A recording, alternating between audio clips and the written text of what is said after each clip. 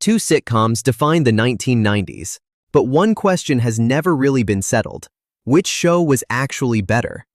Welcome to Pop Culture Arena, where the biggest battles in entertainment history go head-to-head. I'm Alex Goldstein. Tonight we're stepping into one of television's greatest rivalries, Friends versus Seinfeld. Both shows became cultural icons that shaped an entire generation of television. Fans still debate which one truly deserves the title of the greatest sitcom of the decade: the comfort-driven friendship comedy of Friends, or the brutally honest observational humor of Seinfeld. And I'm Maya Rivera. Tonight, we're breaking down this legendary rivalry. And the numbers behind these shows are massive. Both finales drew enormous audiences. Both shows continue to dominate streaming platforms decades later.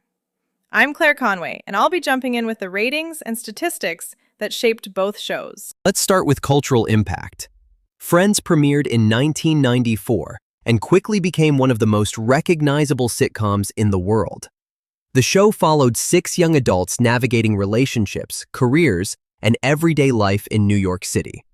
For many viewers, it felt like watching their own friend group grow up. What made Friends special was its relatability. The characters struggled with the same problems millions of viewers faced: jobs, dating, breakups, and figuring out adulthood. The audience connected emotionally with the characters in a way few sitcoms had done before. The ratings tell an incredible story. The Friends finale in 2004 attracted more than 52 million viewers. Even today, the show remains one of the most streamed sitcoms in the world. Seinfeld actually arrived earlier. The show premiered in 1989 and slowly built an audience. Eventually, it became one of the most influential sitcoms ever created. Instead of emotional storytelling, it focused on the humor hidden inside everyday frustrations. Waiting for a table, parking a car, losing a jacket.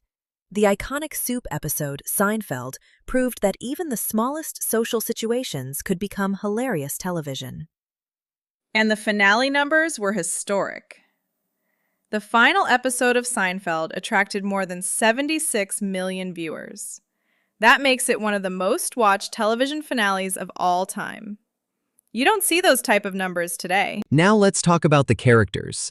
Friends built its success around 6 personalities: Ross, Rachel, Chandler, Monica, Joey, and Phoebe.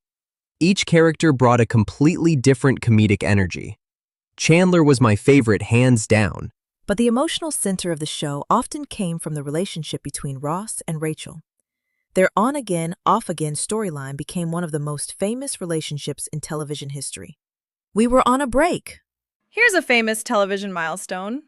By the final seasons of Friends, each of the 6 actors was earning $1 million per episode. That deal helped reshape how television actors negotiated salaries. Seinfeld approached characters in a completely different way. Instead of 6 core friends navigating life together, the show focused on 4 extremely flawed personalities: Jerry, George, Elaine, and the unpredictable neighbor Kramer. These characters weren't meant to grow or improve. In fact, their selfishness and social awkwardness were often the entire joke. And those personalities became incredibly recognizable. George's constant bad decisions, Kramer's chaotic entrances, Elaine's confidence, and Jerry's observational humor. Each character represented a different kind of everyday frustration people could relate to. So while Friends built its comedy around emotional relationships and personal growth, Seinfeld built its comedy around flawed personalities navigating absurd everyday situations.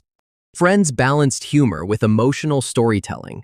Viewers laughed with the characters, but they also cared about their lives and relationships.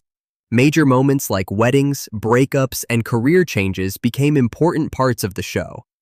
Seinfeld followed a completely different philosophy. The writers had a famous rule: no hugging, no learning. Characters rarely grew or changed. That allowed the show to fully embrace awkward everyday humor. Some of the most memorable episodes revolve around incredibly small problems. Yet those moments became comedy classics. Decades later, both shows continue to dominate pop culture. Friends remains one of the most watched sitcoms on streaming platforms. New generations continue discovering the show every year. Meanwhile, Seinfeld still ranks among the greatest sitcoms ever created. Its influence on modern comedy writing is enormous. Many writers still cite the show as a major inspiration. Both shows have sold their streaming rights for hundreds of millions of dollars. Very few television series achieve that level of lasting popularity. So now, the question belongs to you. Friends or Seinfeld? Which sitcom truly deserves the crown of the 90s? Let us know in the comments. And welcome to the arena.